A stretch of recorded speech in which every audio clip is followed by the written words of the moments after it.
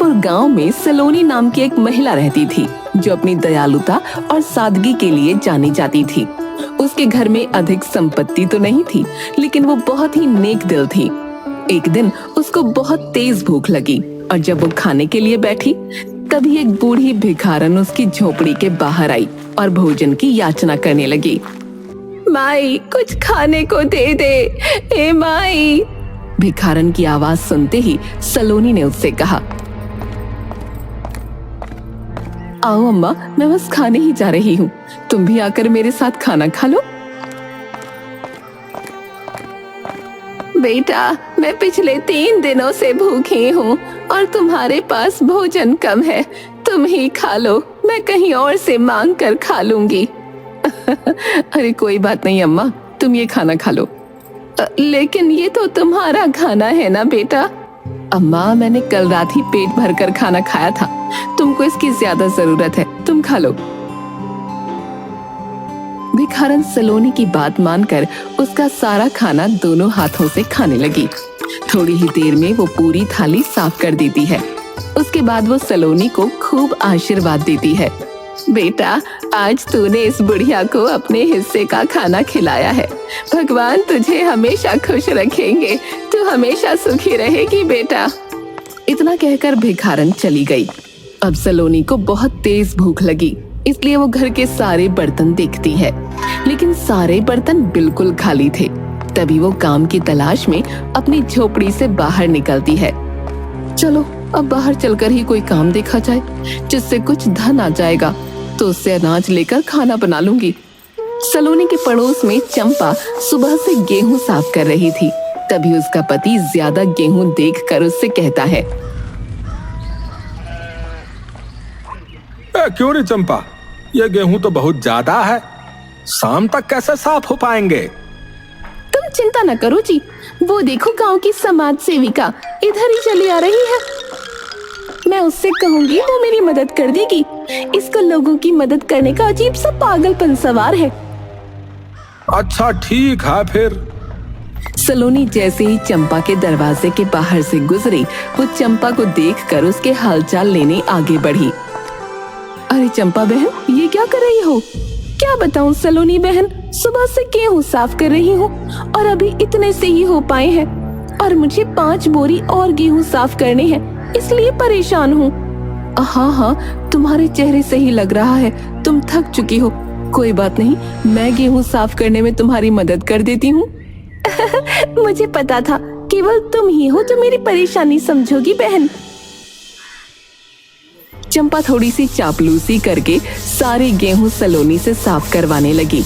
सलोनी को गेहूं साफ करते करते दोपहर से शाम हो जाती है, लेकिन उसने बहुत ही फुर्ती के साथ सारे गेहूं साफ कर दिए। धन्यवाद सलोनी बहन, तुम बहुत अच्छी हो। कोई बात नहीं, अब मैं चलती हूँ। देखा मेरा कमाल, हो गया ना मेरा सारा काम समय से। सच कहा था तुमने, वाकई में सलोनी को दूसरों की मदद करने से बहुत खुशी मिलती है। मैंने देखा था, उसका चेहरा तुम्हारी मदद करने के बाद खिल गया था। अब सलोनी को काम करके और जोरों की भूख लगने लगी। वो पास की दुकान से उधार सामान लाकर अपने घर चली जाती है और खाना बनाकर खाकर सो गई। अगले दिन जैसे ही उसकी आंख खुली तो दरवाजे के बाहर से लड़ाई की तेज आवाज आ रही थी। अरे ये कैसी आवाज है? लगता है कोई किसी को पीट रहा है। देखूं तो क्या मामला है। सलोनी दरवाजा खोलकर बाहर जाकर देखती है कि उसके पड़ोस की मालती अपने पति को डंडे से पीट रही थी। वो भीड़ में खड़े लोगों से पूछती है, अरे चाची, ये क्या हो रहा है? ये मालती अपने पति को पैसा ना देने की वजह से मार रही है। तुम मुझे दोगे पैसे या नहीं? प्रसाद खाना है और बोलो। ये बोल बोल कर मालती अपने पति को 3-4 डंडे और मारती है। उसका पति रोते हुए उसको छोड़ने को कहता है। ये सब देखकर सलोनी को बहुत बुरा लगता है और वो मालती को ऐसा क्यों कर रही है ये पूछती है। अरे मालती, तू ऐसे अपने पति को क्यों मार रही है? आखिर उसकी गलती क्या है? देखो सलोनी, तुम मेरे घर के मामले में ना ही पड़ो। ये आदमी सारा दिन बाहर काम करता है, घर आकर बस 50 रुपए देता है, बाकी पैसा कहाँ जाता है? मालती, घर का राशन और खाना खर्चा, बच्चों की पढ़ाई, उन सब में ज्यादा पैसा नहीं बचता है। झूठ मत बोलो, तुम सारा पैसा नशे में उड़ा कर आते हो। इतना बोलते हुए मालती फिर से 2 डंडे उसको मार देती है। ये देखकर सलोनी को गुस्सा आ जाता है और वो मालती से डंडा छीनकर उसको एक जोर का थप्पड़ मारती है। ये देखकर वहां खड़े सभी खुशी से ताली बजाने लगते हैं और सलोनी ने सही किया ऐसा बोलते हैं। अब सलोनी कुछ पैसे निकाल कर मालती को देते हुए बोली, ये लो पैसे मालती, और आज से ये हंगामा करना बंद कर दे, समझी? ये देखकर भीड़ में खड़े सब लोग सलोनी की जमकर तारीफ करने लगे। साथ ही एक औरत तो ये भी बोलती है कि सलोनी को उनके गांव का सरपंच होना चाहिए। ये सुनते ही एक बूढ़ा आदमी सबसे कहता है, वाह बेटा, क्या बात कही है। सलोनी जैसी औरत अगर गांव की सरपंच होगी तो हम सबके आधे कष्ट पहले से ही मिट जाएंगे। अरे बाबा, ऐसा नहीं है, मैं तो बस आप सबकी मदद करना चाहती हूँ, उससे मुझे बहुत खुशी मिलती है। बेटा, एक अच्छे नायक का सबसे अच्छा गुण तो यही है कि वो अपने से पहले दूसरों के बारे में सोचे। ये बात अब सरपंच का नौकर भी सुन लेता है। वो जाकर गांव के सरपंच सोनी को ये सब बताता है। सोनी अपने पति चंपक के साथ अपने घर पर बैठी थी, लेकिन ये सुनते ही उसके कान खड़े हो जाते हैं और वो गुस्से में बोलती है, मुझे तो पहले से ही लगता था ये सलोनी अपने अच्छे काम से एक न एक दिन हमारे रास्ते का रोड़ा जरूर बनेगी, और आज वो दिन आ ही गया। अरे तुम चिंता ना करो, वो बेसहारा औरत भला हमारे रास्ते का रोड़ा कैसे बन सकती है? मालिक, आप समझ नहीं रहे, वहाँ आज सारी भीड़ ने सलोनी के जयकारे लगाए हैं। क्या कहा? जयकारे? मतलब ये सलोनी तो चुनाव के लिए पहले से ही तैयार बैठी थी। इसका कोई ना कोई बंदोबस्त तो करना ही पड़ेगा, वरना ये चुनाव जीत गई तो हमारे लेने के देने पड़ जाएंगे। कुछ दिन बाद सोनी चुनाव की रैली निकालती है, लेकिन उसमें बस गांव के 5-10 लोग ही आते हैं। लेकिन तभी सामने से सलोनी पैदल रैली लेकर आ रही थी, जिसमें गांव के लगभग सारे लोग होते हैं। साथ ही जो 5-10 लोग सोनी की रैली में बैठे थे, वो भी उठकर सलोनी की रैली में शामिल हो गए। ये देखकर सोनी गुस्से से आग बबूला हो गई।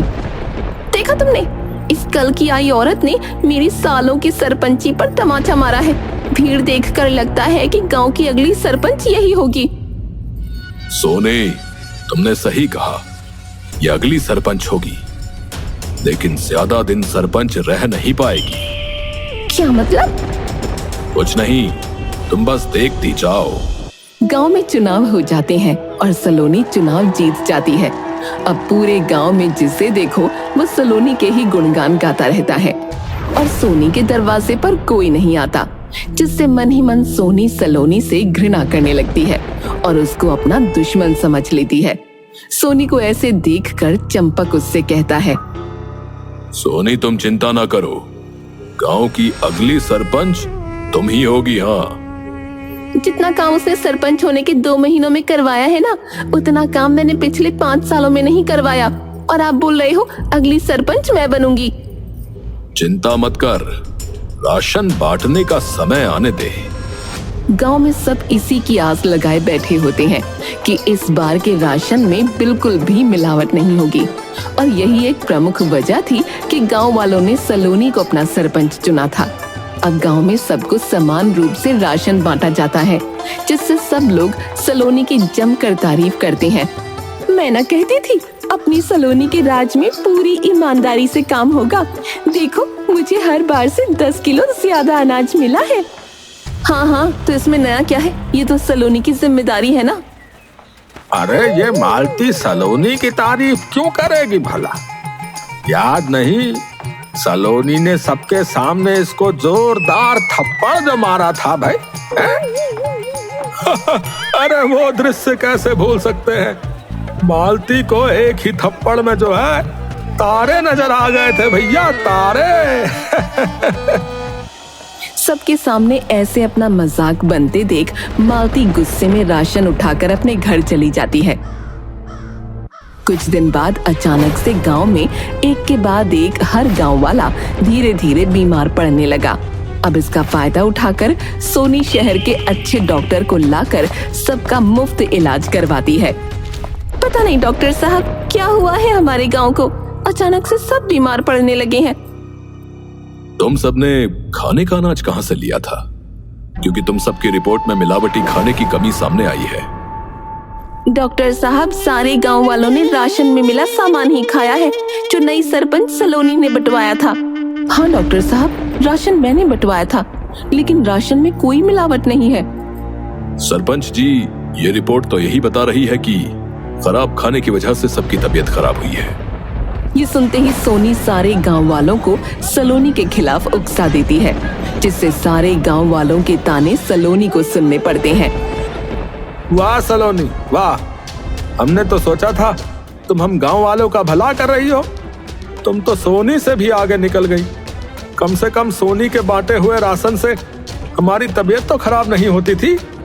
सच कहा तुमने भैया, मुझे तो पहले से ही पता था ये जितना ऊपर से अच्छी बनती है ना, इसका मन अंदर से उतना ही काला है। हमको ऐसी सरपंच नहीं चाहिए। हाँ, हम कम अनाज से गुजारा कर लेंगे, लेकिन खराब अनाज से नहीं। गांव वालों, मेरी इसमें कोई गलती नहीं है, मेरे खिलाफ किसी ने साजिश की है। अब कोई गांव वाला सलोनी की बात नहीं मानता। दूसरी तरफ चंपक अपने आदमियों के साथ आकर सलोनी को गांव से बाहर निकाल देना चाहिए ऐसा बोलता है, और सारे गांव वाले उसकी बात से सहमत हो जाते हैं। सही कहा चंपक भैया, सलोनी को गांव से बाहर निकाल दो। क्या देख रही है सलोनी, अब तू क्या चाहती है, हम सब धक्के मारकर तुझे गांव से बाहर निकालें? नहीं, उसकी जरूरत नहीं, मैं आज ही गांव छोड़कर चली जाऊंगी। आज नहीं, अभी जा। मालती अब सलोनी की झोपड़ी से सामान निकालकर बाहर फेंकने लगी। सलोनी अपने कपड़ों की पोटली उठाकर गांव से चली जाती है। उसके जाने के बाद सोनी चालाकी से दोबारा गांव की सरपंच बनकर बहुत खुश हो जाती है। देखा सोनी, मैंने कहा था ना, गांव की अगली सरपंच तुम ही होगी। सही कहा था तुमने, मैं दोबारा सरपंच बनकर बहुत खुश हूँ। अब गांव का माहौल पहले की तरह हो जाता है और गांव में सबके अंदर से एक दूसरे की मदद करने की आदत बिल्कुल खत्म हो जाती है। कुछ हफ्तों बाद एक शाम सोनी का नौकर जंगल से गुजर रहा था, तब उसे दो आदमी आपस में बात करते हुए मिले। अरे क्या कह रहा भैया, ये वही सलोनी थी? हाँ भैया, ये वही सलोनी थी जो कुछ महीने के लिए कमलापुर गांव की सरपंच बनी थी भैया। बाद में गांव वालों ने जो है इसे गांव से निकाल दिया। शायद उसी वजह से इसने फांसी लगाकर आत्महत्या कर ली होगी भैया। लेकिन मैंने तो सुना था ये बहुत अच्छी थी और सबकी मदद करती रहती थी। हाँ, ये सही है भैया, लेकिन सरपंच बनने के बाद ही ये हुआ। अरे इसको मरे तो 1 हफ्ता हो चुका भैया। नौकर ने जैसे ही ये सब सुना, वो भागता भागता सोनी के पास पहुंचा और उसने सब कुछ विस्तार से सोनी को बताया। अब ये सुनकर सोनी और चंपक बहुत खुश हुए, क्योंकि उनके रास्ते का रोड़ा हमेशा के लिए साफ हो गया था। अगले ही दिन ये खबर गांव में आग की तरह फैल गई कि सलोनी ने फांसी लगाकर आत्महत्या कर ली है। जो हुआ बहुत गलत हुआ, सलोनी बहुत अच्छी थी, उसने हमेशा मेरी मदद की। अरे छोड़ो, वो 1 नंबर की घमंडी औरत थी, बेइज्जती उससे सहन न हुई होगी, तभी तो फांसी के फंदे पर झूल गई।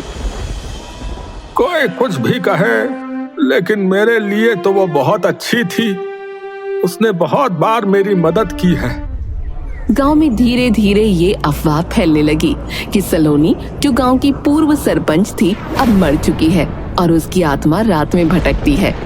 इस अफवाह के कारण गांव वाले रात को घर से बाहर निकलने से डरने लगे। कुछ ने दावा किया कि उन्होंने सफेद साड़ी पहने एक औरत को देखा जिसके बाल खुले हुए थे। भैया, मैंने तो जैसे ही उसकी लाल लाल आंखें देखी, मैं डर गया भैया।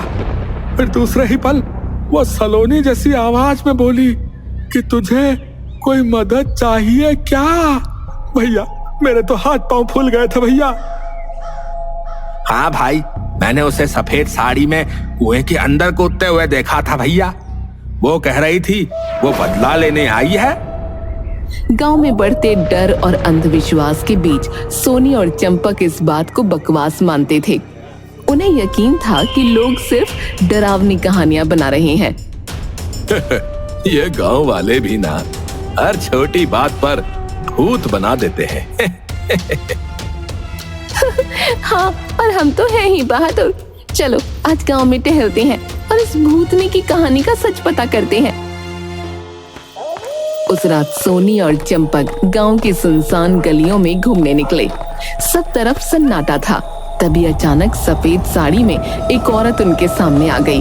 उसके बाल खुले हुए थे और चेहरा भयानक लग रहा था। अरे ये तो सच में सलोनी का भूत है।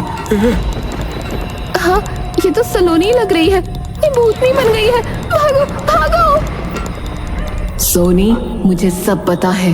तूने मुझसे बदला लेने के लिए ये सब किया था ना? मैंने कुछ नहीं किया। ये सब कुछ चंपक ने किया था। सलोनी ने गुस्से में चंपक की तरफ देखा और जोर से चिल्लाई। डर के मारे चंपक कांपने लगा और सच उगलने पर मजबूर हो गया। सच बताओ चंपक, वरना मैं तुम्हें कभी चैन से नहीं रहने दूंगी। नहीं नहीं नहीं, मुझे मत मारना। मैं कबूल करता हूँ। मैंने राशन में दवाई मिलाई थी ताकि सब बीमार पड़ जाएं। फिर मैंने तुम्हें गांव से बाहर निकलवा दिया।